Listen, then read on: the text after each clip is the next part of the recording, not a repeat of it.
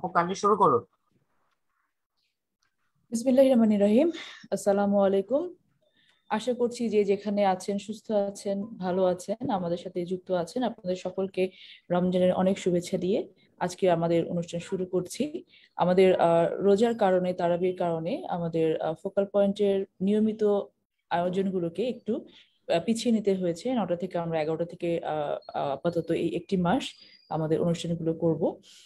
আশা করছি আপনারা সময় নিয়ে দেখবেন, আমাদের সাথে থাকবেন এবং আমাদেরকে অনেক বেশি রিচ করবেন।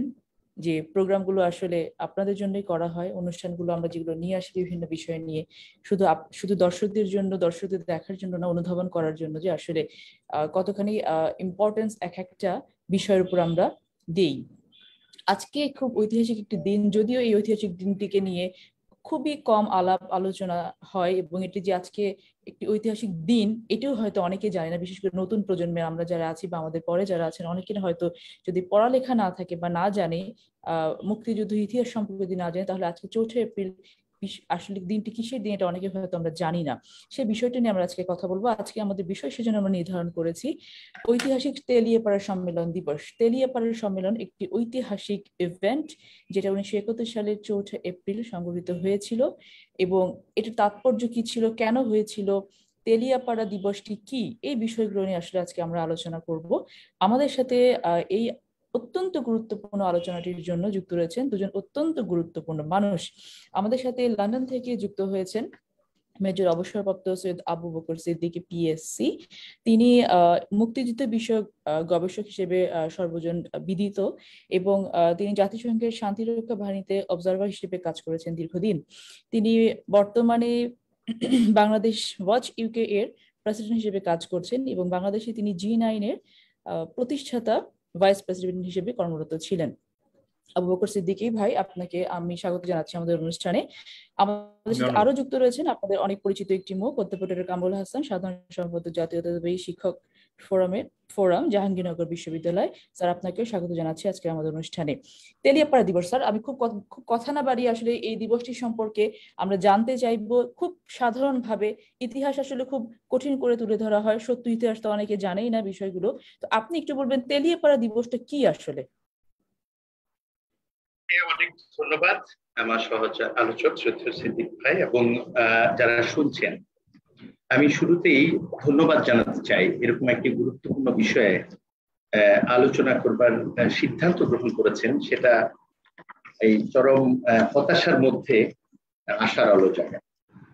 আসলে আমি আজকে যতটুকু বলবো তার চেয়ে বেশি শিখবো, তবু একটি গুরুত্বপূর্ণ দিবসে আলোচনা করবার সুযোগটা থেকে নিজেকে বঞ্চিত করে। তা আমি যেটুকু বুঝি সেটা হচ্ছে, এটা হচ্ছে একটা ঐতিহাসিক সম্মেলন দিবস তেলিয়াপাড়া। তো এটা সম্পর্কে আসলে ধারণা আমাদের একটু কম, আমার নিজেরও ধারণা কম ছিল এক সময়।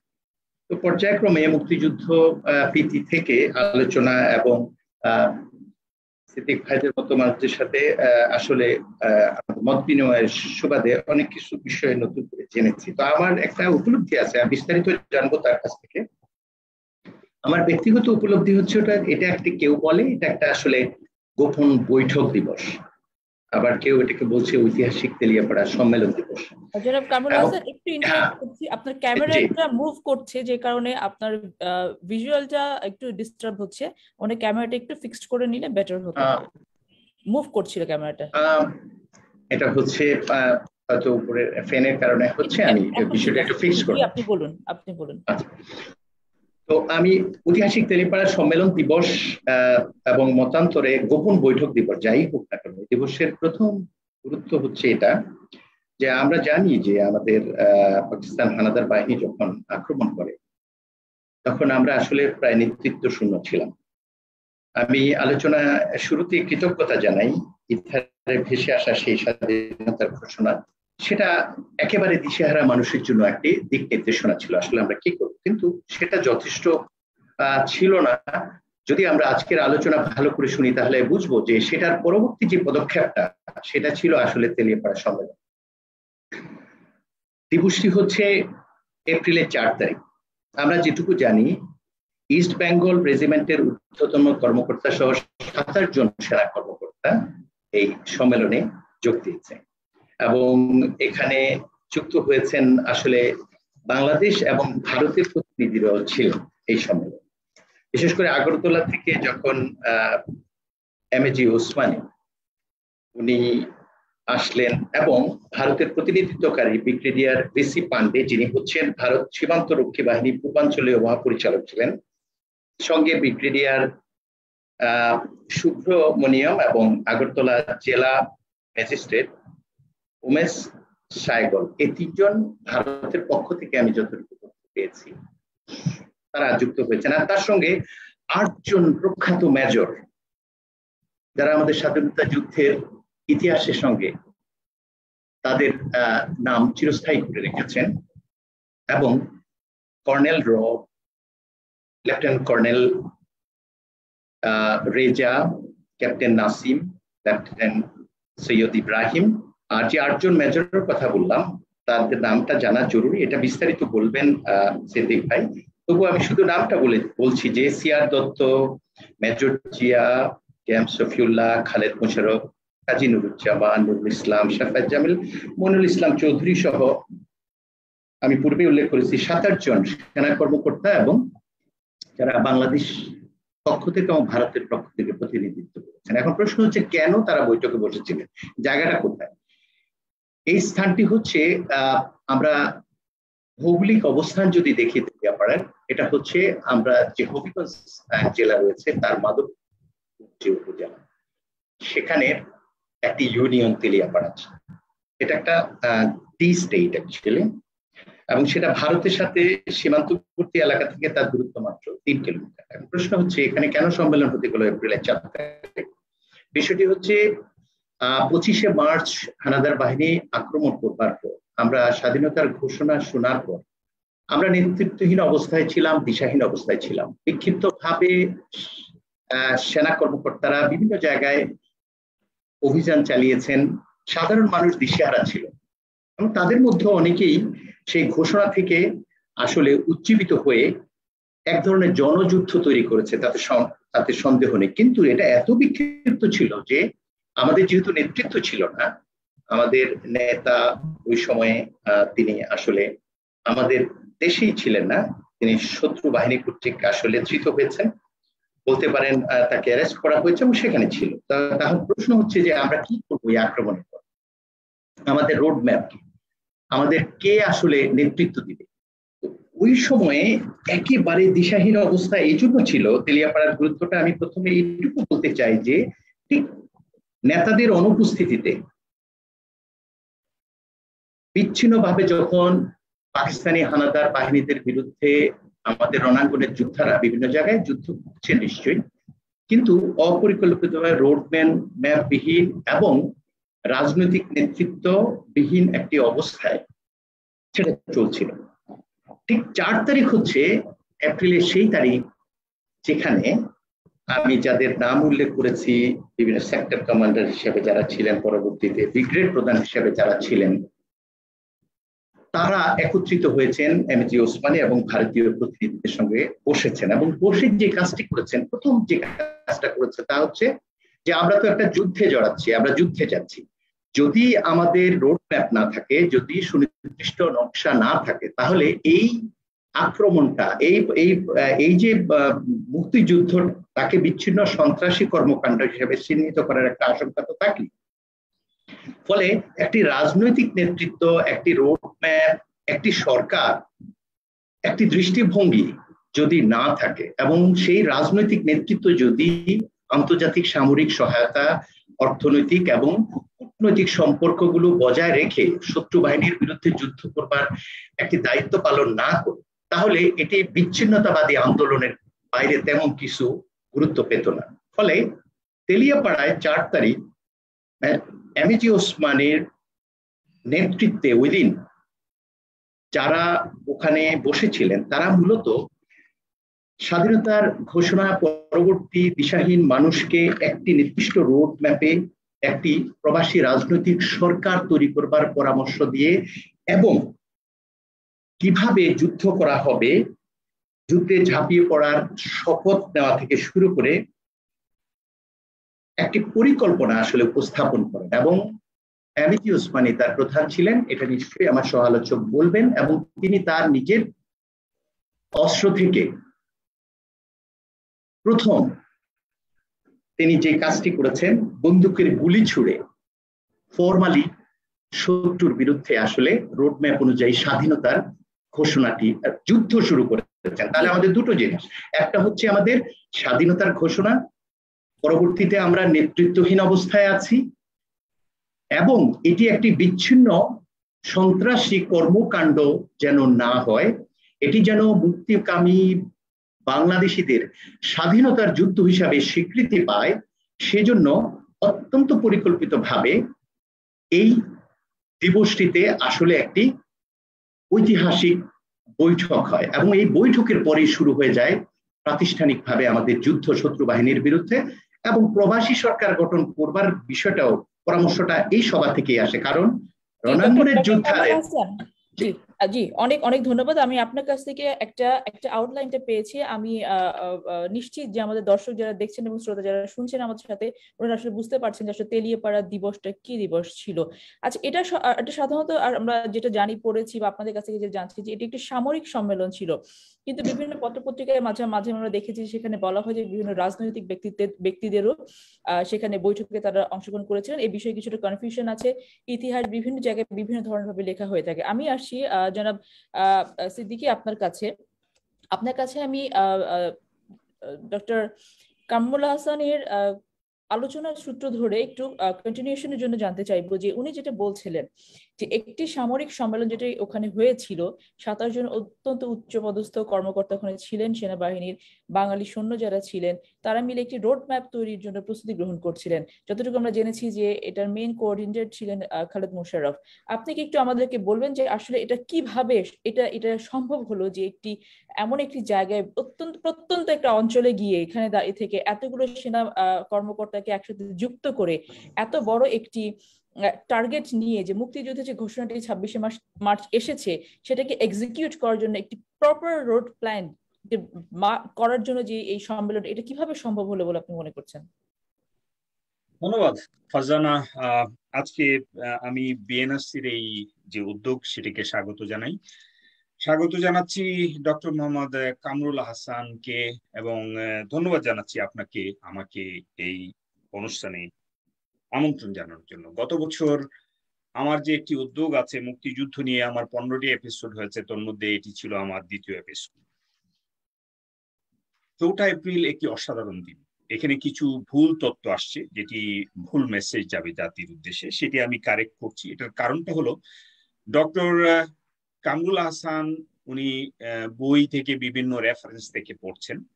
এই রেফারেন্স গুলোর মধ্যেও ইতিমধ্যে কিছু ভুল ভ্রান্তি আছে, আমি সেটিকে ক্লিয়ার করে দিচ্ছি।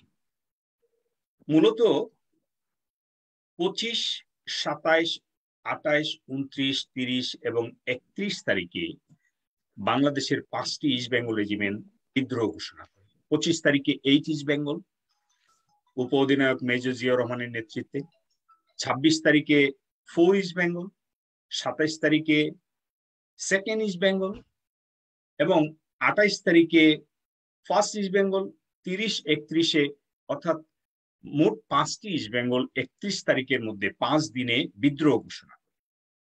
ফারজানা, খেয়াল করুন, আমার দর্শক শ্রোতা আজকে এটি জানবে যে এই উত্তাল দিনগুলোতে যখন বিদ্রোহ ঘোষণা করা হলো তারও একটি প্রেক্ষাপট আছে।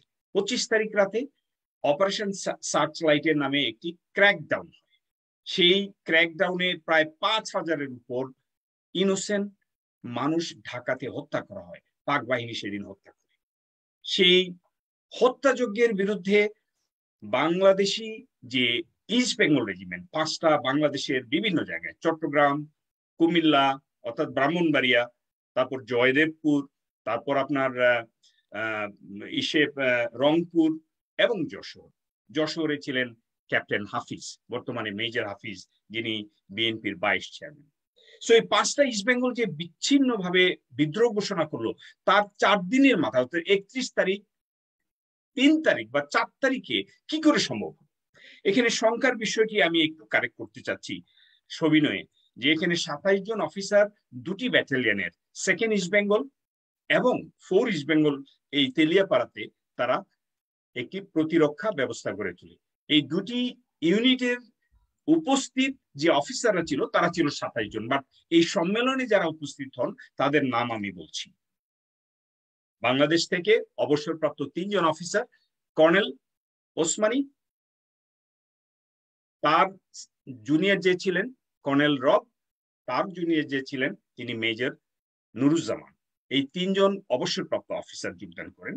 আর সার্ভিং অফিসারের সিনিয়র মোস্ট ছিলেন মেজর জিয়াউর রহমান, তারপর মেজর শফিউল্লাহ, তারপর মেজর খালেদ মোশাররফ, ওখানে আছেন সাফায়েত জামিল এবং মইনুল সহ মেজর জেনারেল ইব্রাহিম, যিনি তখন সেকেন্ড লেফটেন্যান্ট ইব্রাহিম। সো মূলত এখানে ভারত থেকে 3 জন আসে, বিসি পান্ডে আঞ্চলিক বিএসএফ এর আঞ্চলিক প্রধান, আর জনাব সাইগল এবং বিসি পান্ডের একজন সাথী ছিল, তার পিএস সমান। অন্য কোনো ব্রিগেডিয়ার আসেননি। ব্রিগেডিয়ার বিসি পান্ডে আসছেন, তার একজন অফিসার আসছেন, আর মিস্টার সাইগল তিনি ছিলেন ডিস্ট্রিক্ট ম্যাজিস্ট্রেট, অর্থাৎ আগরতলা ডিস্ট্রিক্ট ম্যাজিস্ট্রেট। তার অধীনে যেহেতু এই বিএসএফ, সুতরাং তিনি প্রটোকল অনুযায়ী তিনি অংশগ্রহণ করেছেন। ভারতের তারা ছিলেন অবজারভার। আর এই মিটিং এ নেতৃত্ব দেন, অর্থাৎ প্রধান দায়িত্ব পালন করেন, সভাপতিত্ব করেন কর্নেল এমএজি ওসমানী। তার সাথে আমি যাদের কথা বললাম তারা, এই যে 27 জন অফিসার, তারা বিভিন্ন জায়গায় ডেপ্লয়েড ছিলেন, ওই টি স্টেটের আশেপাশেই তারা উপস্থিত ছিলেন। মিটিং এ আসছে এই 7-8 জন। তোর মধ্যে কাজী রকিব উদ্দিন, যিনি ছিলেন ব্রাহ্মণবাড়িয়ার এসডিও, তিনি অত্যন্ত গুরুত্বপূর্ণ ভূমিকা পালন করেন। অর্থাৎ বাংলাদেশের পক্ষে একজন সিভিল প্রশাসনের কাজী রকিব উদ্দিন সাহেব, উনি ছিলেন এসডিও, আর ভারতের পক্ষে সেই আগরতলার যে ডিস্ট্রিক্ট ম্যাজিস্ট্রেট সাইগল সাহেব তিনি ছিলেন। তাহলে আমরা দেখতে পারি সিভিল এবং মিলিটারির একটা সমন্বয় সভা। বাট এটির আসলে সেটি ছিল ফাজানা, এটি ছিল সামরিক সম্মেলন। আর এই যে 27 জনের কথা বলা হয় বিভিন্ন বইপত্রে আসছে, সেটি আসলে তারা আশেপাশে ডেপ্লয়েড, নিরাপত্তা ব্যবস্থা নেওয়া এবং বিভিন্ন জায়গায় এই ব্যাটালিয়নের অফিসাররা বিভিন্ন জায়গায় অবস্থান নিয়েছে প্রতিরক্ষার জন্য, তাদেরকে রক্ষা করার জন্য। কারণ তারা যদি তখন পাকিস্তানিরা তাদেরকে হামলা করে, তখন তাদেরকে রক্ষা করতে হবে। এবার আসি আমরা মূল বিষয়ে। এই বিষয়টাকে অধ্যাপক কামরুল দারুণভাবে তুলে ধরেছেন। এটিকে তিনি যা বলেছেন, মূলত এই সম্মেলনটি মুক্তিযুদ্ধকে, এর রূপরেখাকে পরিস্ফুট করে। এই সম্মেলন রাজনীতিকে নতুন দিগন্ত সৃষ্টি করে দেয়। এই সম্মেলনের মাধ্যমে কূটনীতির হাত সম্প্রসারিত হয়। এই সম্মেলন একটি জাতীয় এবং আন্তর্জাতিক সম্মেলন ছিল। সেদিন 4 এপ্রিল এই সম্মেলনের মাধ্যমে 4টি বিশাল সিদ্ধান্ত হয়। প্রথম সিদ্ধান্ত, 1 থেকে 1.5 ঘন্টা সময় লাগে কর্নেল ওসমানীকে রাজি করাতে যে স্যার আপনি নেতৃত্ব দিবেন। বাকি সবগুলো officer, sector commander, force commander, এরা সবাই রিকোয়েস্ট করতে, জিয়াউর রহমান রিকোয়েস্ট করছে, শফিউল্লাহ রিকোয়েস্ট করছে, উনি মানবেন না। উনি বলছেন যে আমি বয়স্ক মানুষ, আমি একজন এমপি, আমি পলিটিশিয়ান, আমি এই যুদ্ধ করতে পারবো না, সিলেটি ভাষায় বলছেন। তখন কাজী যে নুরুজ্জামান, তিনি ঢাকা থেকে আসছেন, 7 বছর আগে তিনি রিটায়ার করেছেন, আমার মতো রিটায়ার্ড অফিসার। তিনি বলেন যে আমি ঢাকা থেকে আসছি স্যার, আমি যুদ্ধ করতে চাই।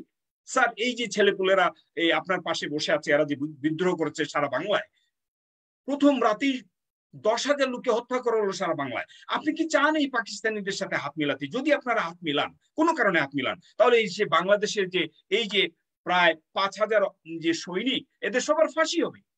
আপনারা কি এটা চান? আমরা চাই না স্যার, আমরা কেউ চাই না, আমি চাই না। আমি রিটায়ার্ড অবস্থায় আসছি, আমার ধানমন্ডিতে বাসা, আমি চলে আসছি, আমি যুদ্ধ করবো স্যার, আর আপনি নেতৃত্ব দিবেন, because you are colonel, you are retired colonel, senior most. তখন তিনি বললেন, তুমি কইতাছো ওই সিলেটি ভাষা, ঠিক আছে আমি গ্রহণ করলাম। তিনি গ্রহণ করলেন। দ্যাট ওয়াজ দি ফার্স্ট সিদ্ধান্ত।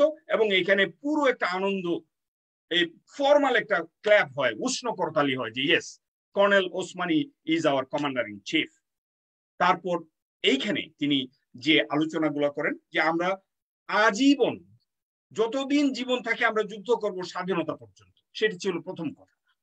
দ্বিতীয় হলো যে এই স্বাধীনতা যুদ্ধের যে মুক্তিযুদ্ধের বা রণাঙ্গনটাকে তো আমাদের একটা শৃঙ্খলায় আনতে হবে।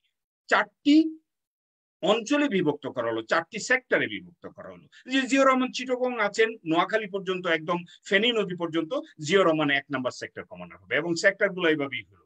দ্বিতীয় সেক্টর আপনার কুমিল্লা এবং ঢাকার কিছু অংশ, কিশোরগঞ্জে কিছু অংশ, সেটা দেওয়া হলো শফিউল্লাহ। তৃতীয় সেক্টর দেওয়া হলো খালেদ মুশারফকে। চতুর্থ সেক্টর দেওয়া হলো আপনার আবু ওসমান, তিনি ছিলেন মেজর আবু ওসমান, তিনি ছিলেন আপনার কুষ্টিয়া চুয়াডাঙ্গায় যে 4 উইং যেটা ইপিআর তখন ইস্ট পাকিস্তান রাইফেলস এর প্রধান, তাকে সেটি দেওয়া হলো। আমি আবার ফিরে আসছি এই মিটিং এ। এই 4টা অঞ্চলে আমরা প্রথম যুদ্ধ করব সেটি তারা শপথ নিল। এখন প্রশ্ন আসলো, সবচেয়ে বড় প্রশ্ন আসলো, প্রফেসর মোহাম্মদ কামরুল আহসান দারুণভাবে বলেছেন যে প্রয়োজন তো একটা সরকারের, আমাদের দেশে বা প্রবাসে একটি সরকার প্রয়োজন, না হলে এদেরকে বিচ্ছিন্নতাবাদী ছাড়া, এদেরকে বিদ্রোহী ছাড়া কিছু বলবে না। এবং এখানে আমি মেজর জনাব প্রফেসর কামরুলকে আমি একটি সাধুবাদ দিতে চাই। তিনি দারুণভাবে তুলে ধরেছেন স্ট্র্যাটেজিক পয়েন্টে সারা ওয়ার্ল্ড জানছিল, পাকিস্তান রেডিও থেকে পাকিস্তানিরা বলছিল বিদ্রোহীরা বিদ্রোহ ঘোষণা করছে, ওদেরকে বিদ্রোহী বলা হচ্ছে। আর তারা সেদিন সিদ্ধান্ত নিল যে আমাদের একটি প্রবাসী সরকার প্রয়োজন। এটি ছিল তাদের তৃতীয় বা চতুর্থ সিদ্ধান্ত, বা এটিই ছিল সবচেয়ে গুরুত্বপূর্ণ। আমাদের প্রবাসী সরকার কিভাবে হবে? তখন ভারতের ভিসি পান্ডে বললেন যে কর্নেল সাহেব ওখানে যে ভারতে যে সেটা আলোচনা করতে পারে, কারণ ভারতে অলরেডি তাজউদ্দিন সাহেব এবং ব্যারিস্টার আমির সেখানে আছেন। ওয়ান্ডারফুল। তাহলে এই কথাই হলো যে কর্নেল ওসমানী ভারতে যে সেটি আলোচনা করবেন। ভারতের প্রশ্নটা কিসের জন্য আসছে? আমাদের 3 দিকেই ভারত, বঙ্গোপসাগর শুধু আমাদের একটি দক্ষিণে উন্মুক্ত স্থান, সুতরাং 3 দিনে ভারত রেখে ভারতের প্রতি তাদের এরকম একটি চিন্তা। এখানে আপনাদেরকে আমি 2 তারিখে নিতে চাই, এই 4 তারিখের আগে 2 তারিখে নিয়ে যেতে চাই। ফারজানা, আপনি শুনে অবাক হবেন, 2 তারিখে মতিনগরে, কুমিল্লার মতিনগরে যখন কর্নেল ওসমানী এবং আব্দুর রব প্রবেশ করছেন, অর্থাৎ আগরতলা যাচ্ছেন, তখন আগরতলা থেকে ফিরে আসছেন খালেদ মোশাররফ। তারা যখন সীমান্তে সাক্ষাৎ হলো তখন ভয়েস শুনে তিনি বললেন, স্যার আপনি তো কর্নেল ওসমানী। বলে ইয়ে, আপনার মোজ কোথায়? মোজ তো কেটে ফেলছি পাখিদেরকে অ্যাভয়েড করার জন্য। ওই যে ওয়ান্ডারফুল স্যার, স্যার আপনার কালকে 4 তারিখে সম্মেলনে থাকতে হবে। তখন ভিসি পান্ডে অলরেডি খালেদ মোশাররফের সাথে এই বর্ডারে আসছে। ভিসি পান্ডে বলছে ওয়ান্ডারফুল, আমরা তো থাকবোই, আপনি এটার নেতৃত্ব দিবেন, ডু ওয়ান থিং। উনি বললো যে I am suggesting you do one thing, invite Ziaur Rahman who declared the independence. 27 তারিখে যিনি রেডিওতে ঘোষণা করেছেন, সারা পৃথিবী অলরেডি জেনে গেছে, ভারত জানে, সারা পৃথিবী জানে, সুতরাং জিয়াউর রহমানকে আপনি দাওয়াত করেন। খালেদ মোশাররফের অসাধারণ শ্রদ্ধা ছিল জিয়ার প্রতি। জিয়াউর রহমান ছিলেন 12 লং কোর্সের, আর খালেদ মোশাররফ ছিলেন 14 লং কোর্সের। দুজনেই পাকিস্তান মিলিটারি একাডেমিতে প্রশিক্ষক হিসেবে কাজ করেছেন একসাথে। সুতরাং বলছে জিয়া স্যার যে কোথায় আছে, স্যার যে কোথায় আছে সেটা তো আমি জানি না। তো প্রফেসর কামরুল এবং ফারজানা আপনারা বুঝতে পারছেন, আমার দর্শক বুঝতে পারছে যে ওই 2 তারিখে পরিস্থিতিটা কি। কেউ কারো কোনো খবর রাখে না, কোনো অফিসার, কোনো বেঙ্গল রেজিমেন্ট কারোর সাথে যোগাযোগ নাই। এখনকার সেই মোবাইল নাই, এখনকার এই জুম নাই, কোনো কিছুই ছিল না। নাথিং ওয়াজ দেয়ার, ওয়্যারলেস কমিউনিকেশন নাই। তখন সেখানে বললো, বিসি পান্ডে বলল যে 2 দিন আগে, মাত্র 2 দিন আগে জিয়াউর রহমান সীমান্তে, রামগড় সীমান্তে আমার সাথে সাক্ষাৎ করেছে।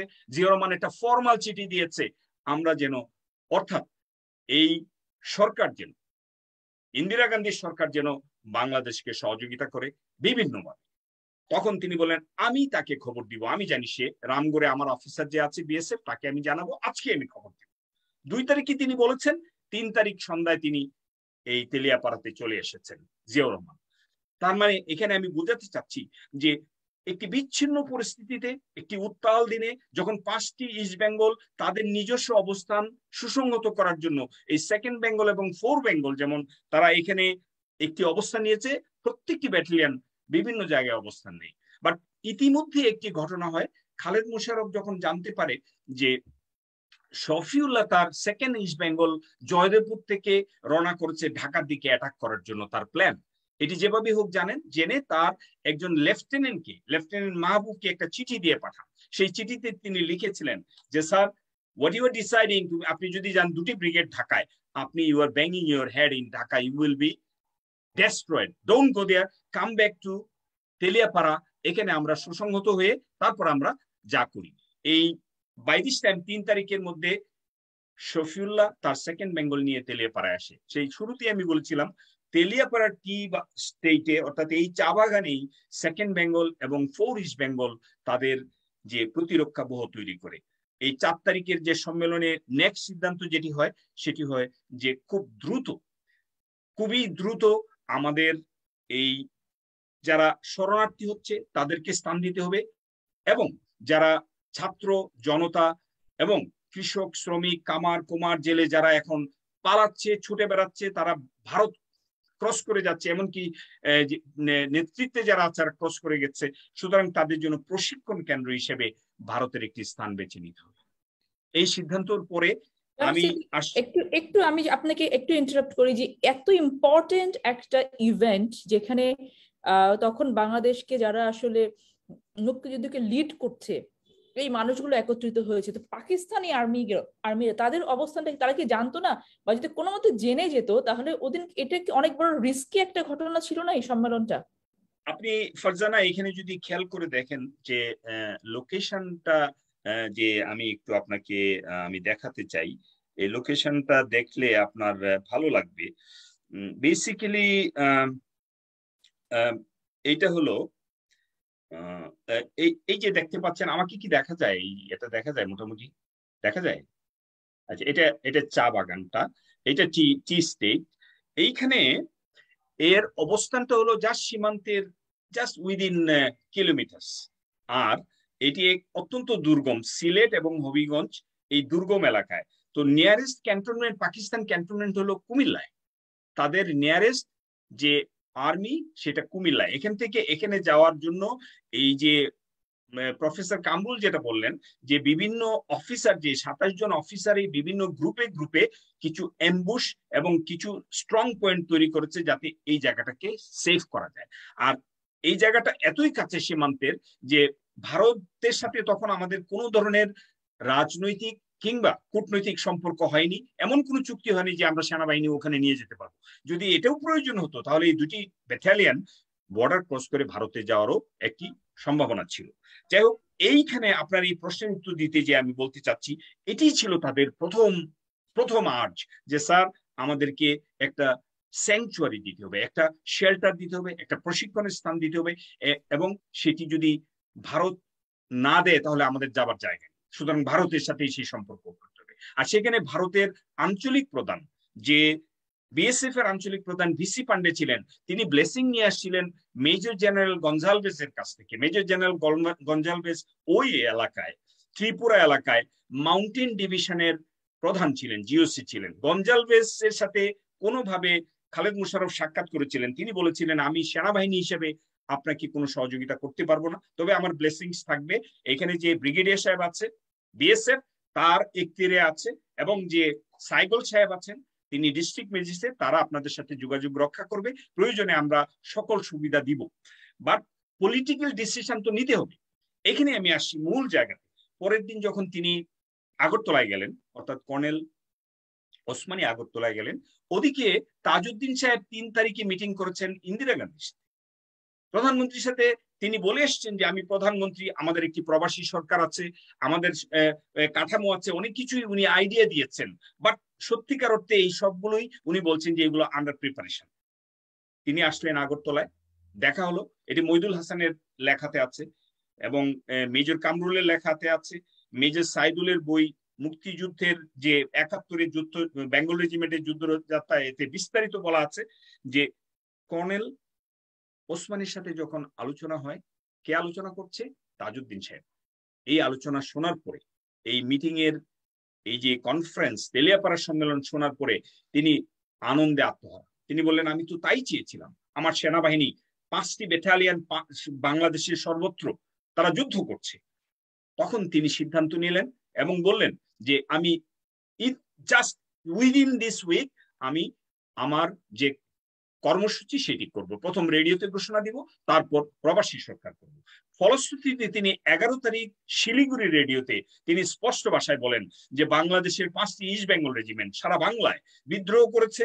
চট্টগ্রামে 27 তারিখে মেজর জিয়া রহমান স্বাধীনতার ঘোষণা করেছে, এবং শুধু তিনি স্বাধীনতারই ঘোষণা করেননি, চট্টগ্রাম, পার্বত্য চট্টগ্রাম, রামগড় সহ ফেনী নদী পর্যন্ত তিনি এই এলাকাকে মুক্ত রেখেছেন, এবং সেটিকে তিনি স্টালিনগ্রাডের সাথে তুলনা করেছেন।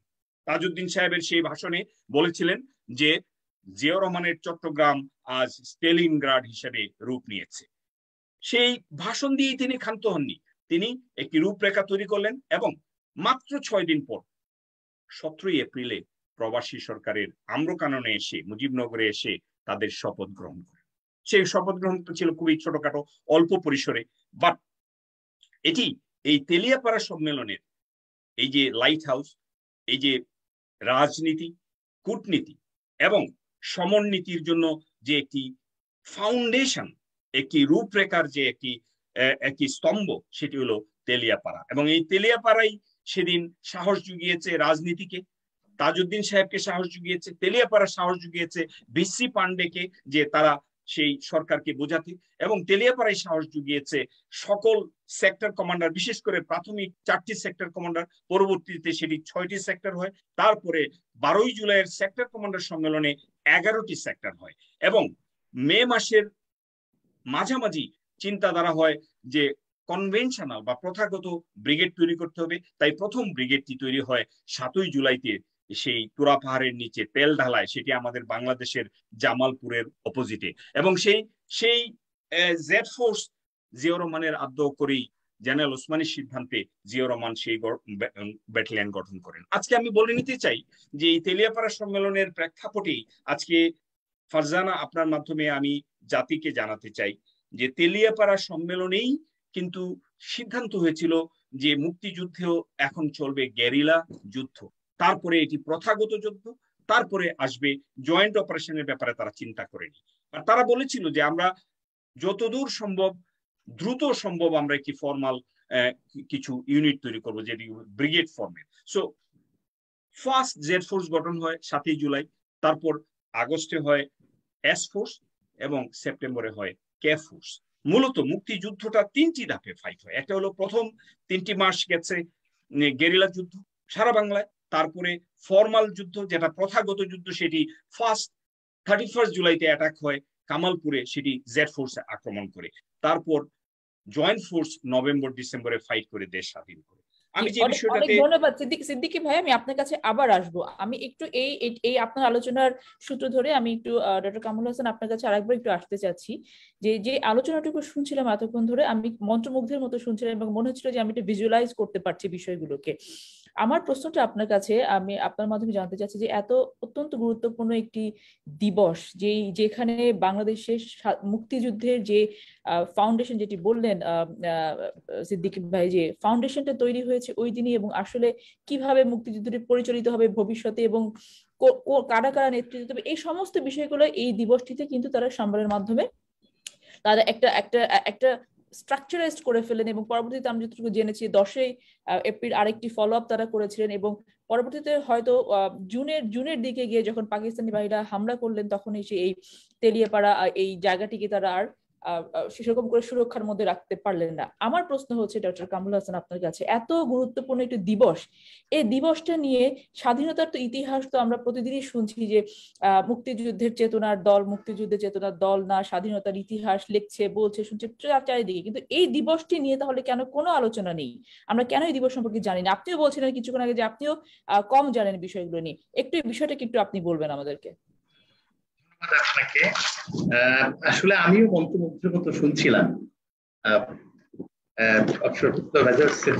উনি যেভাবে বলছিলেন, আমার মনে হচ্ছিল যে আমি আরো শুনি তাহলে আরো জানা যাবে। তবে আমি আপনার যেই মনোবেদনা আমি সেটা শেয়ার করি, এজন্যই যে আমি যতটা জানি অন্য ঘটনা, এই বিষয়টা এতটা জানি না কেন, সামান্য একটু জানি, কিন্তু এটা অসামান্য একটি বিষয়।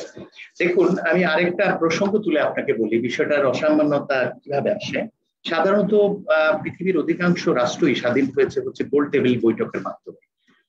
বাংলাদেশের জন্মটা হচ্ছে রণাঙ্গনে, যোদ্ধাদের সেই রক্ত, আমাদের লক্ষ লক্ষ মা বোনের ইজ্জত এবং অনেক যোদ্ধার প্রাণের, এবং রণাঙ্গনের যোদ্ধারাই কিন্তু দেশটাকে আসলে ওইভাবে স্বাধীন করেছে। নিশ্চয়ই আমাদের সামরিক সহায়তা এবং পাশে থাকবার জন্য কৃতজ্ঞতা জানানোর প্রতিবেশী রাষ্ট্র রয়েছে, সন্দেহ। তো আমি যে কারণে এই দিবসটা অতিমাত্রায় গুরুত্বপূর্ণ, সেটা হচ্ছে ওই যেটা বললাম যে অনেকগুলো রাষ্ট্র আছে পৃথিবীতে যাদের স্বাধীনতা অর্জন করেছে তারা আসলে বার্গেনিং এর ভিতর দিয়ে, গোল টেবিল আলোচনায়। কিন্তু বাংলাদেশের জন্ম কিন্তু চরিত্রগত দিক থেকে একেবারেই ভিন্ন। যুদ্ধের ভিতর থেকে 9 মাসে মাতৃজঠরের সন্তান যেমন মা যত্ন করে পরবর্তী প্রসব যন্ত্রণা হয়ে কিন্তু সন্তান জন্ম দেয়, বাংলাদেশের এই স্বাধীন বাংলাদেশের জন্মটা কিন্তু 9 মাসের রক্তক্ষয়ী যুদ্ধের মধ্য দিয়ে হয়েছে এবং রণাঙ্গনের যোদ্ধাদের যুদ্ধের মাধ্যমে হয়েছে। এখন প্রশ্ন হচ্ছে, তারা কি শুধু বিচ্ছিন্নভাবে যুদ্ধ করলে হতো? আসলে তারা সেই কাজটা করেনি। তারা যে কাজটি করেছে এটা রাজনৈতিক নেতৃত্বের যে কাজটা ছিল সেটাও তারা করেছে। এই জন্যই এটার গুরুত্বটা একটু ভিন্ন। এটা শুধু সেনা কর্মকর্তাদের সম্মেলন, যুদ্ধের রোডম্যাপ তৈরি করা এটা নয়। একটি প্রবাসী সরকার তৈরি করতে হবে এবং বিভিন্ন যোগাযোগ রক্ষা করতে হবে। এটা বিচ্ছিন্নতাবাদী সংগ্রামকে একটি মুক্তি সংগ্রামের রূপায়ণ করতে হবে, এই বিষয়টা ছিল তাদের মাথায়। ফলে এটা যেমন একটা সামরিক কৌশল নির্ধারণের রোডম্যাপ ছিল, রোডম্যাপ তৈরি করার একটা ঐতিহাসিক সম্মেলন ছিল, একই সঙ্গে রাজনৈতিক একটা চরিত্র দেওয়ার এই যুদ্ধটাকে এবং স্বাধীনতাকামী মানুষকে একটা রাজনৈতিক জায়গায় স্থিত করবার একটা ব্যাপার ছিল। এখন প্রশ্ন হচ্ছে, আপনি যদি পৃথিবীর ইতিহাস দেখেন, আপনি ভিয়েতনাম বলুন কিংবা আলজেরিয়া বলুন, সেখানে যেভাবে যুদ্ধ মানে এই সংগ্রামের ভিতর দিয়ে দীর্ঘমেয়াদী স্বাধীনতা সংগ্রাম তাদের করতে হয়েছে এবং সেখান থেকে নেতৃত্ব সৃষ্টি হয়েছে এবং তার সেটাই একবার স্থিত হয়েছে। কিন্তু আমাদের কিন্তু সময়টা খুবই কম ছিল। আমাদের যেহেতু নেতৃত্ব শূন্যতা ছিল, আমরা সবাই জানি আমাদের নেতৃত্ব শূন্যতা ছিল তখন, এবং সেই কারণে এই গ্যাপটা পূরণ করবার যে অসাধারণ দায়িত্ব পালন করবার বিষয়টা সেটা কিন্তু আছে। তেলিয়াপাড়ার ঐতিহাসিক সম্মেলনের মূল গুরুত্বটা আমি ব্যক্তিগতভাবে একজন নাগরিক হিসাবে, দেশের সুবিধাভোগী একজন মানুষ হিসাবে এভাবে রূপায়িত করতে চাই যে যদি ওই সম্মেলনটা ওদিন না হতো তাহলে আমরা জানি না আমাদের কি হতো। আমরা প্রবাসী সরকার গঠন করবার একটা সমর্থন শক্তি পেত কিনা তারা, সেটাও সন্দেহ ছিল। এবং প্রতিবেশী রাষ্ট্রের এইভাবে সামরিক সরঞ্জামের যে সহায়তা, সেটা যদি কোনো বিচ্ছিন্নতাবাদী গোষ্ঠীকে সাহায্য করা হয়, সেটা চরিত্র একটা হয়, যেটা এখনো বিভিন্ন শক্তিধর রাষ্ট্রের বিরুদ্ধে আমরা অভিযোগ করে থাকি। কিন্তু আমাদের প্রতিবেশী রাষ্ট্রের সেই সহযোগিতাটা মুক্তিকামী আমাদের দেশবাসীর পাশে দাঁড়ানোর বিষয়টা সেভাবে ক্যারেক্টারাইজড হয়নি, শুধুমাত্র অত্যন্ত সুপরিকল্পিত এই ঐতিহাসিক সম্মেলনটার কারণে। তাহলে কি হয়েছে, দীর্ঘমেয়াদী যুদ্ধ না হওয়ার পরেও, এবং যেখানে আলজেরিয়া কিংবা ভিয়েতনামের মতো রাষ্ট্রগুলোতে নেতৃত্ব তৈরি হয়েছে দীর্ঘমেয়াদী যুদ্ধের মাধ্যমে, যুদ্ধের ভিতর দিয়ে নেতৃত্ব তৈরি হয়েছে, কিন্তু আমাদের সময় খুব কম ছিল। ফলে আমরা যে কাজটা করতে পেরেছি, অসাধারণ স্ট্র্যাটেজিক একটা ইম্পর্টেন্স এই সম্মেলনের রয়েছে। এমন হতে পারতো এটা বছরের পর বছর গড়াতে পারত। শুধুমাত্র ওই সম্মেলনটা রাজনৈতিক চরিত্র প্রদান করেছে, নাম্বার 1। নাম্বার 2, সামরিক সহায়তা যেটা, সেটা বৈধভাবে পাওয়ার একটা প্রেক্ষাপট তৈরি করে দিয়েছে। এবং সবচেয়ে বড় কথা হচ্ছে, আমাদের শরণার্থী যারা ছিল বা ট্রেনিং নেওয়ার জন্য পার্শ্ববর্তী রাষ্ট্রে যারা গিয়েছিল, সেই বিষয়টাকে অত্যন্ত সুস্পষ্ট করেছে। ফলে আমি মনে করি যে সেই বিবেচনায় এই সম্মেলনটি আসলে নানা মাত্রা পাবে এবং গুরুত্বের জায়গাটা এটা। কিন্তু দুঃখের বিষয় হলো এটা, আপনাকে বর্তমান অবস্থা সম্পর্কে একটু জানাই। এরকম একটি গুরুত্বপূর্ণ ঐতিহাসিক দিবস এটা পালন করা হচ্ছে না, শুধু তা নয়, তার বর্তমান অবস্থা হচ্ছে এটা এখনো কিন্তু তেলিয়াপাড়া স্ট্রিটের ম্যানেজারের বাংলো হিসাবেই আছে। এটা অত্যন্ত দুঃখজনক এবং আপনি অবাক হয়ে যাবেন, সেখানে একটা স্মৃতিসৌধ তৈরি করা হয়েছে এবং এটা সিদ্দিক ভাই আরো ভালো বলতে পারবেন, এটা বুলেটের আকৃতিতে, আমি যতটুকু পড়ে দেখেছি, আমি যাইনি সেখানে, বুলেট আকৃতিতে একটা স্মৃতিসৌধ তৈরি করা আছে এবং সেখানে সেক্টর 2, 3 কামরুল ভাই আপনাকে একটু ইন্টারাপ্ট করছি। এই যে দিস ইজ মনুমেন্ট, এক্স্যাক্টলি, আমি ওটা ছবিতে দেখেছি, আমি যাইনি ওখানে এরকম। এবং থ্যাংক ইউ। এবং সেখানে 2, 3 এবং 4 সেক্টরে যেসব মুক্তিযোদ্ধা শহীদ হয়েছেন তাদের স্মরণে করা হচ্ছে। এবং মজার ব্যাপার হচ্ছে কি, অত্যন্ত দুঃখজনক, ঠিক মজার ব্যাপার না, 1975 সালের জুন মাসে আমি যেটা দেখছি, সেনাপ্রধান মেজর কেএম শফিউল্লাহ সেনাপ্রধান উদ্বোধন করেছেন। এখন দেখেন, বাংলাদেশ সরকারের পক্ষে আমরা যেটা দেখতে পাই যে মুজিবনগর স্মৃতিসৌধ মেহেরপুরে হয়েছে এবং সেখানে নানা ধরনের আমাদের ঐতিহ্য যেটা, সেটা সংরক্ষণ করা হচ্ছে। এবং সেখানে একটা বিষয় হচ্ছে যে ওই যে 4 তারিখের বৈঠকে, যেটা আমি আপনাদের গুরুত্বের সাথে শুনবার জন্য অনুরোধ করব। 4 তারিখের বৈঠকের একটি ভাস্কর্য আছে, যেটা কিন্তু সেই ডাক বাংলোতে, তেলিয়াপাড়া স্টেটের ডাক বাংলোতে থাকার কথা। একটা বিশেষ কারণে এটা কিন্তু এখন মুজিবনগর স্মৃতিসৌধ মেহেরপুরে আছে। এবং কেন এটা হয়েছে, অনেক গবেষককে আমি এই বিষয়ে তাদের কোনো ধারণা নেই, কোনো স্পষ্ট ধারণা নেই বলে তারা আলোচনা শেষ করতে চাচ্ছে। আবার দেখাইতে চেষ্টা করছি, এই যে দিস ইজ জি জি, থ্যাংক ইউ। এবং এটা ওখানে আছে। অনেক ধন্যবাদ আপনাকে। তাহলে প্রশ্ন হচ্ছে, গবেষকরা প্রশ্ন করছে, প্রথমত এই দিবসটি সম্পর্কে আমাদের ধারণা নেই, হয়তো বা এটাও একটা কারণ। এই ধরনের একটি সভার, 4 তারিখের সভার ঐতিহাসিক ভাস্কর্য সেটা যেখানে থাকবার কথা সেখানে নেই, অন্য কোথাও আছে। অন্য জায়গাটি কম গুরুত্বপূর্ণ এমন বলা হচ্ছে না, গুরুত্বের বিবেচনায় অসাধারণ সেই মুজিবনগর স্মৃতিসৌধ যেটা মেহেরপুরে আছে। কিন্তু তেলিয়াপাড়াকে এই দৈন্যদশা থেকে আরো নিঃস্ব করবার কোনো আসলে পরিকল্পনা এতে আছে কিনা, নিশ্চয়ই এটা গবেষকদের আসলে গবেষণার বিষয়, সেটা আমাদের দেখতে হবে। আপনাকে আরেকটা কথা যুক্ত করতে চাই, সেটা হচ্ছে দেখুন, ওখানে কেএম শফিউল্লাহ উনি সেনা প্রধান ছিলেন, তিনি 1975 সালের জুন মাসে সেটা উদ্বোধন করেন। কিন্তু প্রশ্ন উঠে, what is done government of this Republic? ওই স্মৃতি রক্ষা, ওইটার গুরুত্ব রক্ষা করার জন্য আমরা যেহেতু মুক্তিযুদ্ধের চেতনায় উদ্ভাসিত সবাই, আমরা বাংলাদেশে যারা সরকারের দায়িত্বে এসেছেন তারা প্রত্যেকেই মুক্তিযুদ্ধ আসলে লিবারেশন ফোর্স আমি মনে করি। কারণ যোদ্ধারা আসলে যেই দল দুটো ক্ষমতায় এসেছে, কোনো না কোনো ভাবে তাদেরকে আমরা অবশ্যই বলবো যে মুক্তিযুদ্ধে অসাধারণ কন্ট্রিবিউশন নানাভাবে তারা রেখেছে। প্রশ্ন হচ্ছে তারা কেন কিছুই করছে না। আপনাকে একটা উদাহরণ দেই, তাহলে আপনি বুঝতে পারবেন যে ওখানে দেখা গেছে যে 2011 সালে আমি যেটা দেখেছি, মে মাসের 7 তারিখ একটি মহাসমাবেশ হয়েছে, এবং সেই মহাসমাবেশে মুক্তিযোদ্ধা সংসদের কেন্দ্রীয় কমান্ড কাউন্সিলের চেয়ারম্যান হেলাল মোর্শেদ খান বীর বিক্রম, তারা সভা করে একটি সিদ্ধান্ত নিয়েছেন যে 10 কোটি টাকা খরচ করে ওখানে মুক্তিযুদ্ধ কমপ্লেক্স করা হবে স্মৃতি রক্ষার জন্য। প্রশ্ন হচ্ছে কেন হলো না? 2011 থেকে আমরা এখন 2022 সালে আছি, এক যুগ সময় পার হয়ে গেল। প্রশ্ন হচ্ছে প্রতিবন্ধকতা কোথায়? যেমন আমরা বুঝতে পারিনি যে 4 তারিখের সেই সভার যে ভাস্কর্য, সেটা ওই ডাক বাংলোতে না থেকে একজন টি স্টেটের ম্যানেজার তার বাড়ি হিসেবে ব্যবহার করছে, বাসস্থান হিসেবে ব্যবহার করছে এখনো। এটা যেমন অজ্ঞাত, এটা যেমন স্পষ্ট নয়, ঠিক একইভাবে 2011 সালে সমস্ত পরিকল্পনা করার পরেও কেন সেটা বাস্তবায়ন করা যায়নি সেটা জানা যায়নি। তবে কোনো গবেষক এই বিষয়টাকে আসলে কোনো না কোনো ব্যাখ্যা দাঁড় করবার জন্য বলছেন যে ন্যাশনাল স্টেট এইড কোম্পানি, আমি জানি না, বোর্ড অফ ডাইরেক্টরস একটা মিটিং এ বলেছে পরিবেশ অবান্ধব হবে মুক্তিযুদ্ধের স্মৃতি রক্ষা করার বিষয়টা।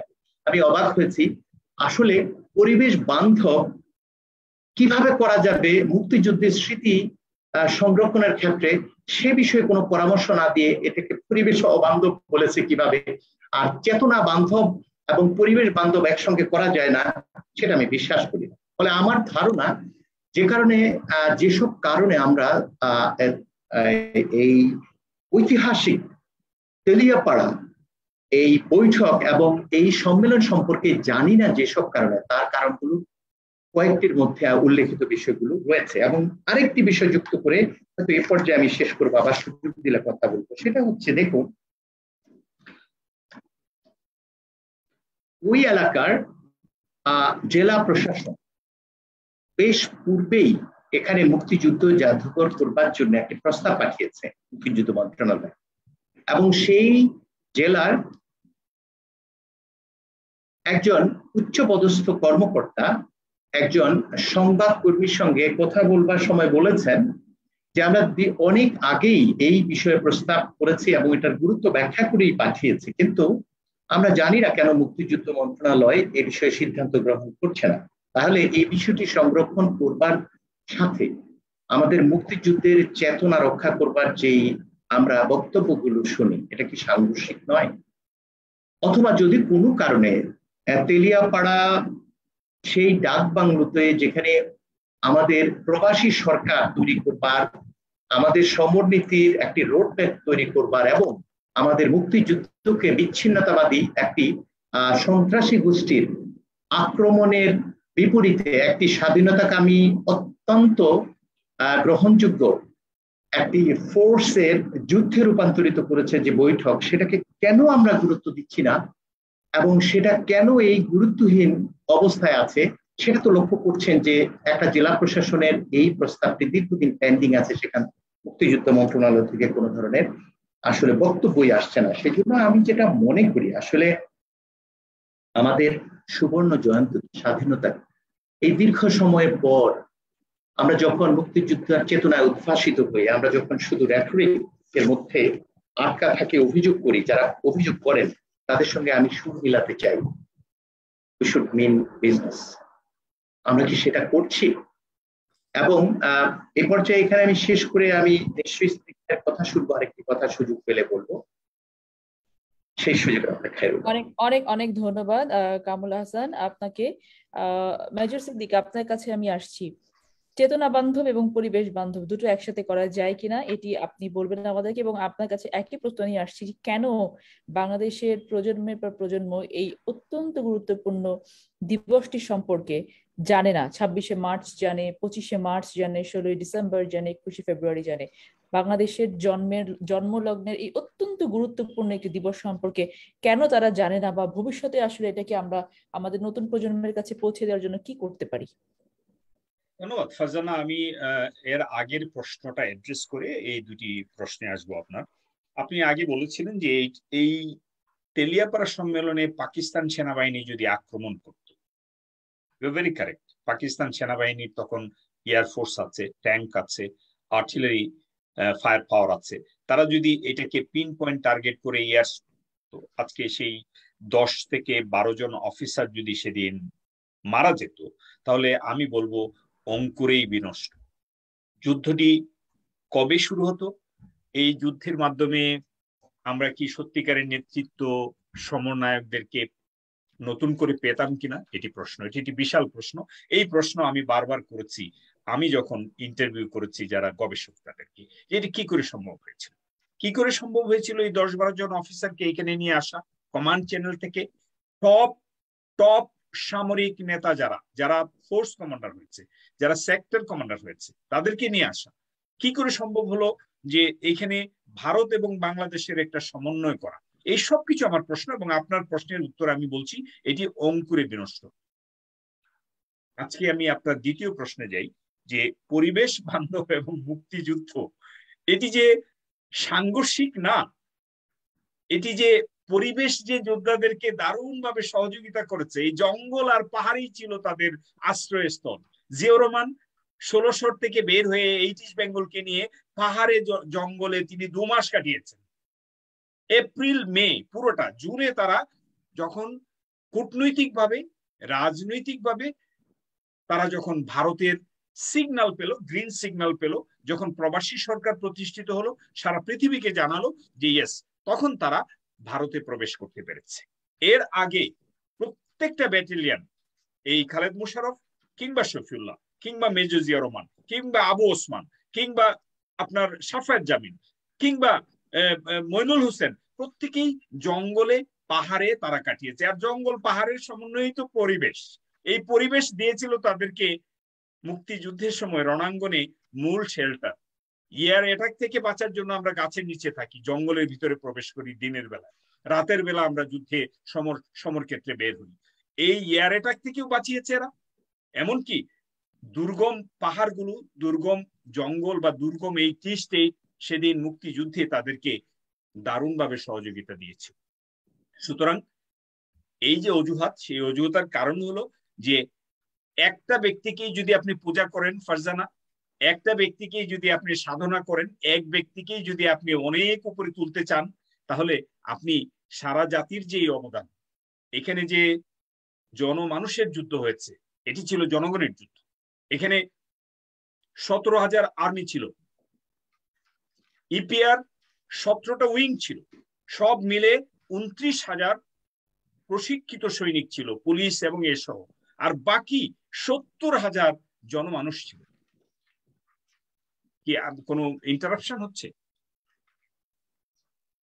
না না, আমরা আপনাকে শুনতে পাচ্ছি, আপনি বলুন। আচ্ছা, ওকে, থ্যাংক ইউ। আমি I am sorry. So basically 70,000 ছাত্র জনতা, কৃষক, কামার, জেলে, কুলি, মজুর, তারা 70,000। এই যে জনযুদ্ধ সেটি কিভাবে হয়েছিল? সেটি এই গ্রামে, এই পাহাড়ে, এই জঙ্গলেই তারা শেল্টার নিয়েছিল।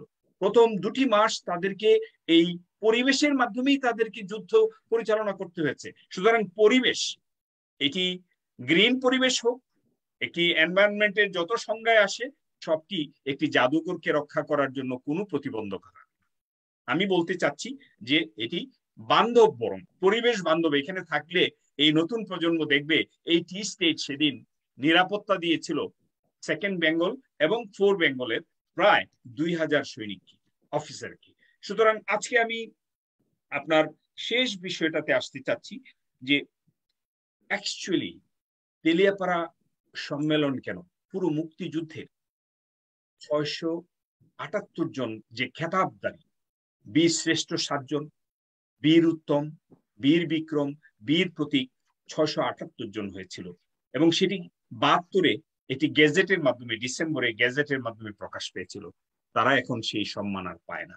সেক্টর কমান্ডারদেরকে কোনো, আমাদের সুবর্ণ জয়ন্তী চলে গেছে, 51 বছর আমরা পার করছি, আমরা এটা হীরক জয়ন্তীতে পা রেখেছি।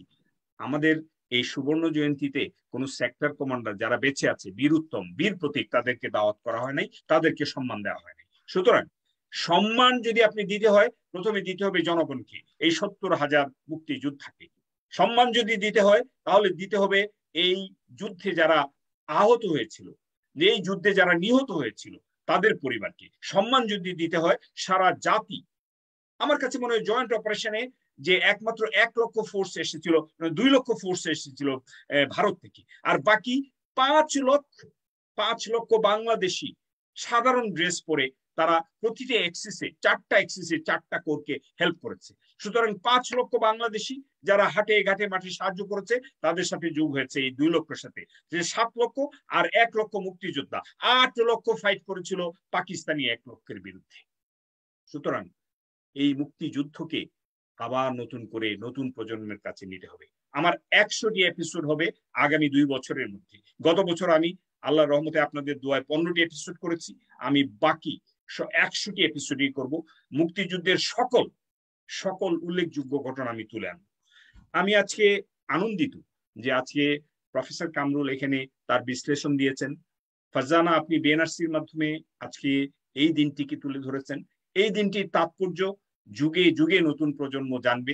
এখানে সিদ্ধান্ত হয়েছিল রাজনীতির, এখানে সিদ্ধান্ত হয়েছিল কূটনীতির, এখানে সিদ্ধান্ত হয়েছিল সমরনীতির, এখানে সিদ্ধান্ত হয়েছিল মানবাধিকারের। 1 কোটি মানুষকে শেল্টার দেওয়া হয়েছিল। এই তেলিয়াপাড়ার সিদ্ধান্তের মাধ্যমেই 1 কোটি মানুষ সেই ভারতে যে স্থান পেয়েছিল এই রিফিউজি ক্যাম্পে। সুতরাং রাজনীতি, কূটনীতি, সমরনীতি কিংবা মানবাধিকার বা মানুষের জন্য নীতি, কল্যাণের জন্য নীতি, সবকিছুর জন্য এটি একটি সূতিকাগার, এটি একটি স্তম্ভ, এটি একটি লাইট হাউস। এটিকে আমি মনে করি যে মুক্তিযুদ্ধের রণাঙ্গনের একটি লঞ্চিং প্যাড। সো আমি সবশেষে যে বিষয়টি বলবো যে জেনারেল ওসমানী, কর্নেল ওসমানী সেদিন দায়িত্ব নিয়ে একটি অসাধারণ কাজ করেছিলেন। তাকে 12ই জুলাইতে তাজউদ্দিন সাহেব বলেছিলেন কোন এক ঘটনা প্রেক্ষিতে যে you are the commander in chief. He was the since commander in chief, এবং তিনি 3টি বাহিনী গঠন করেছিলেন। 22 সেপ্টেম্বর নভেম্বরের মধ্যে নৌবাহিনী এবং বিমান বাহিনী তৈরি করা হয়, 2টি ফ্লাইট দিয়ে, অ্যাটাক বিমান দিয়ে, আর 2টি ছোট্ট জাহাজ দিয়ে। সুতরাং বাংলাদেশ আর্মি, নেভি, এয়ারফোর্স এই রণাঙ্গনেই সৃষ্টি হয়। 21শে নভেম্বর সশস্ত্র বাহিনী দিবস। এই দিনটিতে জয়েন্ট ফোর্সের সাথে বাংলাদেশ আর্মি, নেভি, এয়ারফোর্স একসাথে যোগদান করে।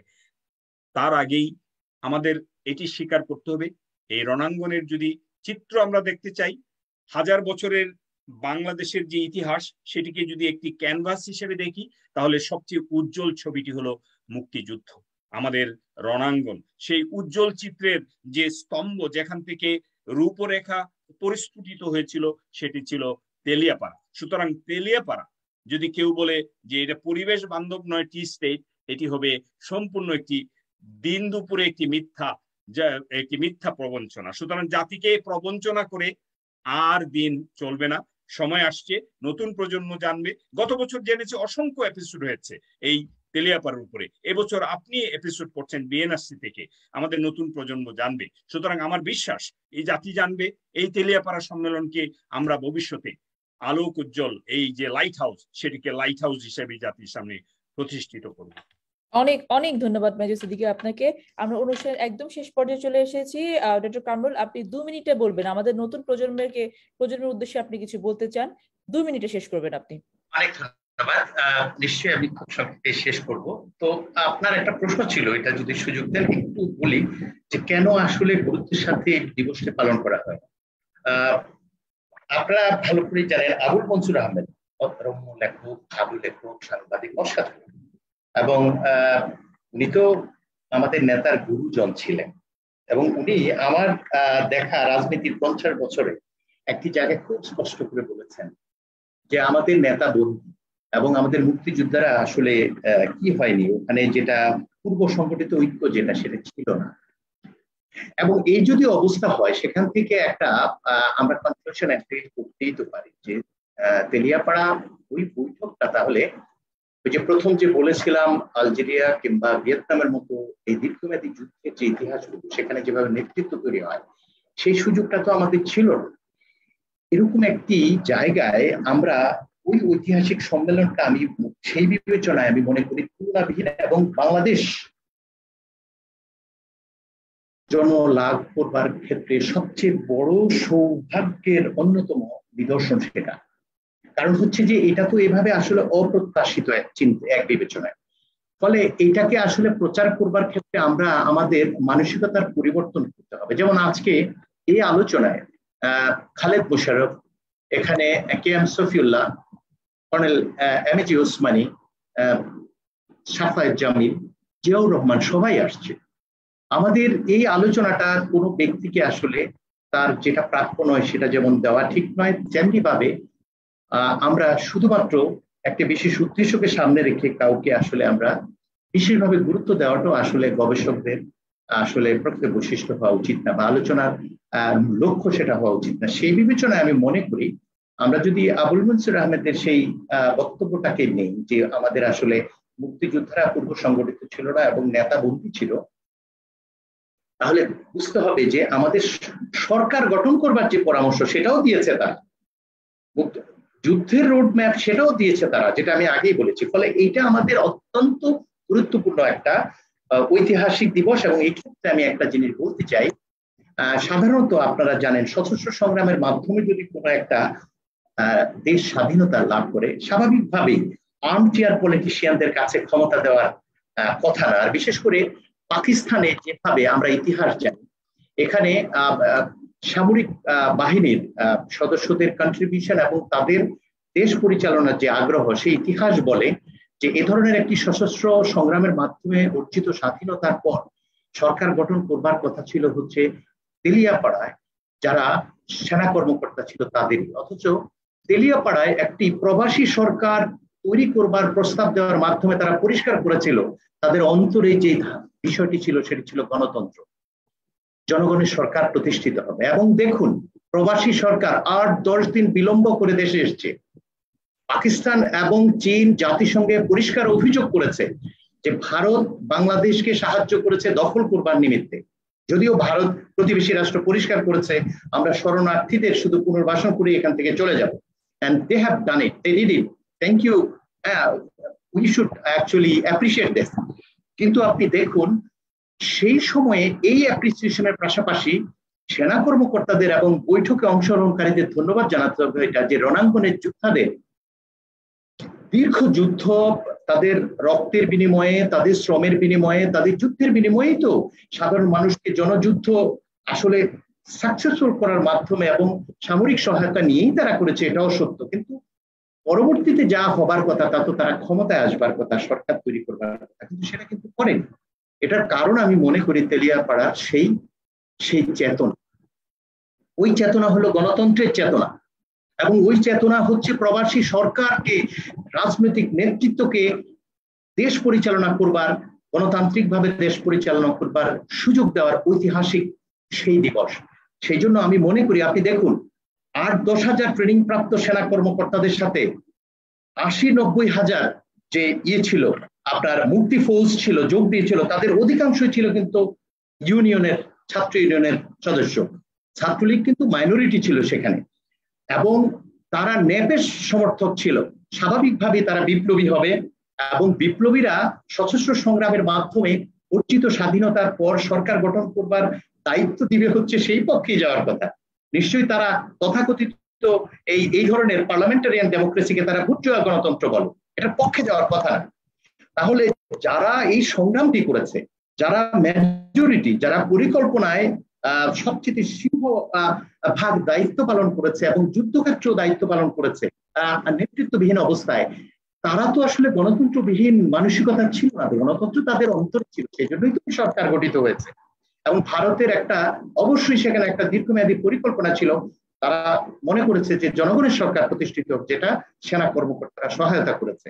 এবং আপনি জানেন, মেজর জিয়াউর রহমান একই সঙ্গে কমিশন প্রাপ্ত হওয়ার পরেও KM শফিউল্লাহ পরপর 2বার কিন্তু সেনা প্রধানের দায়িত্ব পালন করেছে।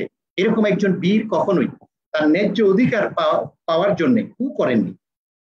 এই দেশটি কু করার জন্য বিখ্যাত পৃথিবীতে, পাকিস্তান হিসাবে যদি চিন্তা করেন, তাহলে জিয়াউর রহমানকে এই জায়গা থেকে আবিষ্কার করতে হবে। সেনা কর্মকর্তাদের ভালো ইচ্ছাটা, খালেদ মোশাররফের ভালো ইচ্ছাটা এই জায়গা থেকে আবিষ্কার করতে হবে। MAG ওসমানীকে বাধ্য করা হয়েছে গণতন্ত্র চর্চার বিষয়টাকে যেন নিশ্চিত করা যায়, সেই জন্য করা হয়েছে। সেই জন্য আমি নতুন প্রজন্মের কাছে যে কথা বলে শেষ করতে চাই, তেলিয়াপাড়ার সেই সম্মেলনটা ছিল আমাদের দেশপ্রেমিক সেনা কর্মকর্তাদের দায়িত্ব পালনের অসাধারণ একটি উদাহরণ। তারা তাদের সীমা অতিক্রম না করেই নেতৃত্বহীন বাংলাদেশকে নেতৃত্ব তৈরি করবার প্রস্তাব দিয়েছেন, কিন্তু নেতৃত্ব দখল করেননি। এটা যেমন করেনি তেলিপাড়া সম্মেলনের দিনে, তা না হলে তারা নিজেরা যুদ্ধ পরিচালনা করতো। কারণ যদি এইটা চিন্তা করতো যে প্রবাসী সরকার গঠন হলে after independence they will take over, যদি পাওয়ারে যাওয়ার ইচ্ছা থাকতো, তাহলে তেলিয়াপাড়ার সেই অসাধারণ বীররা কোনোভাবেই প্রবাসী সরকার গঠন করবার পরামর্শ দিতেন না। এটা হচ্ছে আমার ফিলসফিক্যাল আন্ডারস্ট্যান্ডিং এই সম্মেলনটা। আর দ্বিতীয়টা হচ্ছে, দেখুন, উনি কিন্তু গণতান্ত্রিক ভাবে সরকার প্রতিষ্ঠিত হবে এবং দেশে জনগণের সরকার আসবে, সেই জন্য বেড়াতেই ফিরে গেছেন তারা সবাই। দেখুন, সেটা হচ্ছে আরেকটি প্রমাণ। সেই জন্য আমি বলি, আজকে আমি অনুরোধ করতে চাই, সেই তেলিয়াপাড়া ঐতিহাসিক সম্মেলন দিবস, গণতান্ত্রিক চেতনার দিবস, স্বাধীনতার 50 বছর পর, 51তম বছরে আজকে আমাদের সবচেয়ে বড় প্রত্যাশার জিনিস গণতন্ত্র। এটা কেন হবে? যারা সংগ্রাম করেছে দলমত নির্বিশেষে, তারা কেন আজ গণতন্ত্রের প্রতিপক্ষ? আমরা চাই এই আলোচনার মাধ্যমে যারা শুনছেন, আমরা পাকিস্তানি হানাদার বাহিনী বা শত্রু বাহিনীর পক্ষে কথা বলছি না। আমরা নিজেরাই তো সবাই, আমরা অনেক স্বপ্ন নিয়ে দেশটা স্বাধীন করেছি। আমাদের এই তেলিয়াপাড়া সেই সম্মেলনে যারা যুক্ত হয়েছেন, তারা গণতান্ত্রিক পরিবেশ তৈরি করার জন্যই প্রবাসী সরকার তৈরি করে তাদের মাধ্যমেই সরকার তৈরি করেছেন এবং দেশে একটি জনগণের সরকার প্রতিষ্ঠিত করেছেন। এখন কেন আমরা জনগণের সরকার পাচ্ছি না? আজকের শুধু এই কথাই বলে শেষ করি। আজকের এই দিনে শুধু আমি শেষ কথা এটাই বলি, আজকের এই দিনে দেশবাসীর কাছে আমার একটি প্রত্যাশা, সরকারে যারা আছেন, বিরোধী দলে যারা আছেন, তারা আদিষ্ট হয়ে বিরোধী দলে আছেন, দয়া করে আমরা সেই দিনটায় ফেরত যাই যেদিন আমরা দিশেহারা ছিলাম পাকিস্তান হানাদার বাহিনীর সে আক্রমণের পর। আমরা সবাই ঐক্যবদ্ধ হয়েছিলাম। আবার চলুন, যে গণতন্ত্রের জন্য আমরা ঐক্যবদ্ধ হয়েছিলাম, মত প্রকাশের স্বাধীনতার জন্য ঐক্যবদ্ধ হয়েছিলাম, আমরা সকলে সবকিছু ভুলে গিয়ে আবার আমরা সেই গণতান্ত্রিক পরিবেশ ফেরত আনি। নতুন প্রজন্মের কাছে আমার এই প্রত্যাশা, সেদিন 8-10 হাজার ট্রেনিং প্রাপ্ত সামরিক কর্মকর্তার সঙ্গে 90 থেকে 80-90 হাজার এই তরুণ ছাত্র নেতৃত্বই কিন্তু সেদিন এই জিনিসটা অনেক বেশি শক্তিশালী করেছে, সাধারণ মানুষের আশা ভরসার কেন্দ্রস্থলে এসেছিল এবং আমাদের স্বাধীনতা অর্জন করা সম্ভব করেছে। আমি এই প্রত্যাশা এবং আহ্বান রাখতে চাই, আবার আমরা ওরকম নতুন প্রজন্মকে ওখানে দেখতে চাই। অনেক ধন্যবাদ। অসাধারণ উপস্থাপনা। আমি মেজর সিদ্দিক আপনার কাছে যাচ্ছি, আপনি একটু জাস্ট আজকের অনুষ্ঠান শেষ করবেন আপনার বক্তব্য দিয়ে। ধন্যবাদ ফারজানা, একটি অসাধারণ অনুষ্ঠান আপনি জাতিকে উপহার দিলেন। তেলিয়াপাড়াকে আপনি যে নির্বাচন করেছেন, এর পিছনে বিএনআরসি যারা এর পিছনে কাজ করেছে, বিশেষ করে আমাদের রাজনীতিবিদ, এক্স এমপি এবং খুব চিন্তাশীল ব্যক্তি জহিরুদ্দিন স্বপন ভাইয়ের চিন্তাধারা, এবং আপনারা যে একসাথে কাজ করছেন, পুরো টিমকে আমি ধন্যবাদ জানাই। আবার আমি তেলিয়াপাড়া সম্মেলনের টেবিলে নিতে চাই আপনাদের সবাইকে। কথা হচ্ছে, কর্নেল ওসমানী বলছে আচ্ছা তাহলে তুমি তাহলে ঠিক আছে, আমি তোমাদের সাথে কাজ করব। উনি সবাইকে দায়িত্ব দিলেন, জিয়াউর রহমানকে দায়িত্ব দিলেন, শফিউল্লাহকে দিলেন, খালেদ মোশাররফকে দিলেন, পাশে নুরুজ্জামান বসা, মেজর নুরুজ্জামান, ওই যে রিটায়ার্ড ব্যক্তি ধানমন্ডি থেকে আসলেন, তাকে তো তিনি কোনো দায়িত্ব দেননি। তিনি বললেন এই সবাইকে দায়িত্ব দিলাম, নুরুজ্জামান তোমার কি মনটা খারাপ, তোমারে তো কিছু দিলাম না। তো উনি চুপ করে থাকতেন। তিনি বললেন শোনো, এই ছোকরারা আমারে কইছে এইসব জায়গা রাজনীতিবিদদেরকে বুঝাইতে, ওদেরকে আমি কনভিন্স করতে পারতাম, আমি কি এইসব বললে শুনবে? তুমি আমার সাথে চলো, তুমি আমার ডেপুটি হিসাবে কাজ করবা। কি খুশি হয়েছো? তো বলো স্যার এটা তো অসাধারণ কাজ, আমি আপনার ডেপুটি হিসাবে আপনার এই পলিটিশিয়ানদেরকে আমি বোঝানোর যা বলতে হয় আমার হৃদয় থেকে তাই বলবো। এটি হলো একটা। দ্বিতীয়টা হলো, যখন উনি সেই কথা বলছেন তখন জিয়াউর রহমানকে নিয়ে সবাই কথা বলছে। শফিউল্লাহ বলছে আমার কোর্সমেট, তারা দুজনেই 12 লং কোর্সের, যে আমার কোর্সমেট জিয়া তো সারা জাতিকে জাগিয়ে তুলেছে। তখন তিনি বলেন যে আমি একটি কথা বলতে চাই। উনি খুব মৃদুভাষী ছিলেন, জিয়াউর রহমান কম কথা বলতেন, যা বলতেন খুবই গুরুত্বপূর্ণ, যা তাজউদ্দিন আহমেদ শুনতেন, কর্নেল ওসমানীও শুনতেন ভালোভাবে। তিনি বললেন যে স্যার, আমার 8 ইস্ট বেঙ্গল রেজিমেন্টের ভারী অস্ত্র সহ সকল সৈনিককে জাহাজে তুলে দেওয়া হয়েছে মার্চের প্রথম সপ্তাহে। এপ্রিলে আমার পাকিস্তানের খারিয়াতে চলে যাওয়ার কথা, আমার ব্যাটালিয়নের সবকিছু নিয়ে চলে যাওয়ার কথা। আমি যাদেরকে নিয়ে বিদ্রোহ করলাম, এই 300 সৈনিকের 303 রাইফেল, ভাঙা রাইফেল, কিছু কাজ করে কিছু কাজ করে না। অলরেডি কালুরঘাটে বেশ কিছু যুদ্ধে ক্ষতিগ্রস্ত হয়েছে। আমি কি করব এখন, আমার যুদ্ধ কিভাবে হবে? সাথে সাথে শফিউল্লাহ বলল ক্যাপ্টেন এজাজ সহ আমার বেস্ট কোম্পানি তোকে দিলাম। কোর্সমেটরা একজন আরেকজনকে তুই করে বলে, তোমাকে আমি দিলাম। তো ওসমানী বলল আলহামদুলিল্লাহ, তুমি দিলা তো? যে জি স্যার আমি দিলাম। খালেদ মোশাররফ বলল যে ক্যাপ্টেন মতিন সহ আমার বেস্ট কোম্পানি, 4 বেঙ্গলের বেস্ট কোম্পানি ক্যাপ্টেন মতিন সহ, যিনি পরে মেজর জেনারেল হয়েছেন, যিনি উপদেষ্টা হয়েছিলেন, বললো যে ক্যাপ্টেন মতিন সহ আমার বেস্ট কোম্পানি স্যার আপনাকে দিলাম। তো ওই তেলিয়াপাড়া সম্মেলনে একটি সমন্বয়ের বিষয় হয়েছিল, একটি যে সহযোগিতার হাত প্রসার করে রণাঙ্গনে একজন যোদ্ধা আরেকজনের প্রতি, সেটি জিয়াউর রহমানকে 2টি কোম্পানি দিয়ে সেদিন বাকি যোদ্ধারা খালেদ মোশাররফ এবং শফিউল্লাহ প্রমাণ করেছিলেন। আমি শেষ যে বিষয়টি বলতে চাবো, ফারজানা, আপনার প্রশ্নের উত্তরে, যে নতুন প্রজন্মকে আমাদের জানাতে হবে, এটি আমাদের দায়িত্ব। আমি বাংলাদেশ সেনাবাহিনীতে 24 বছর কাজ করেছি, জাতিসংঘ বাহিনীতেও কাজ করেছি, বাকি 15 বছর আমি গবেষণা করে যাচ্ছি। এই আমার 39 বছরের গবেষণার ফসলটা আমি মানুষকে জানাতে চাই। যদিও লন্ডনে আছি, এখান থেকে সুবিধা, যেমন জুমে এখন কোনো তফাৎ নেই। বাংলাদেশ, এই কামরুল সাহেব আছেন ঢাকায় বা জাহাঙ্গীরনগর, আমি আছি লন্ডন, আপনি আছেন ঢাকায়, কোনো তফাৎ নেই, সবাই শুনতে পাচ্ছে। সুতরাং আমরা এই কাজটা করব। নতুন প্রজন্মের কাছে আমার প্রত্যাশা যে আপনারা মুক্তিযুদ্ধের বই পড়েন, মুক্তিযুদ্ধের সম্বন্ধে জানেন, মুক্তিযুদ্ধের তারিখগুলো, ডেটগুলো, যে যারা রক্ত দিয়েছিল, যারা শহীদ হয়েছিল, যারা আহত হয়েছিল, যারা তাদের মান সম্ভ্রম দিয়েছে, তাদের সম্বন্ধে আমাদের জানতে হবে। কারণ আমার মনে হয় যে 1000 বছরের যে চিত্রটি আমাদের ইতিহাস, সেই ক্যানভাসটির উজ্জ্বলতম অংশ হলো আমাদের মুক্তিযুদ্ধ। আর সেই রণাঙ্গনের বিদ্বেষকে যদি আমরা জানি, তাহলে জাতির জন্য আমরা সামনে কিছু করতে পারবো। মুক্তিযুদ্ধের মূল মন্ত্র ছিল যে আমরা গণতন্ত্র ফিরে পাবো, আমাদের স্বাধিকার ফিরে পাবো, আমরা মানবাধিকার প্রতিষ্ঠা করব, আমরা সুশাসন প্রতিষ্ঠা করব।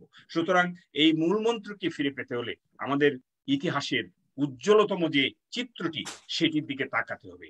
ফারজানা, আপনাকে অনেক ধন্যবাদ। দর্শক প্রিয় সবাইকে ধন্যবাদ, বিশেষ করে প্রফেসর কামরুল, আপনাকে অনেক ধন্যবাদ। অনেক অনেক ধন্যবাদ। যে আলোচনা হলো, যে দুজন বক্তা আমাদেরকে অত্যন্ত সুন্দর সুন্দর তথ্য উপস্থাপন করলেন আমাদের সামনে। এরপরে আসলে আমার আর বলার কোনো কিছু থাকে না। আমি সবার কাছ থেকে বিদায় নিচ্ছি আজকে। আমি আমি ফারজানা সবার কাছ থেকে বিদায় নিচ্ছি আজকে। আপনারা সবাই ভালো থাকবেন, সুস্থ থাকবেন। খুব শিগগিরই আমরা মুক্তিযুদ্ধের খুব গুরুত্বপূর্ণ অন্য কোনো বিষয় নিয়ে আবার আপনাদের সামনে আসবো, যেটা নতুন প্রজন্মের জানা উচিত, বোঝা উচিত।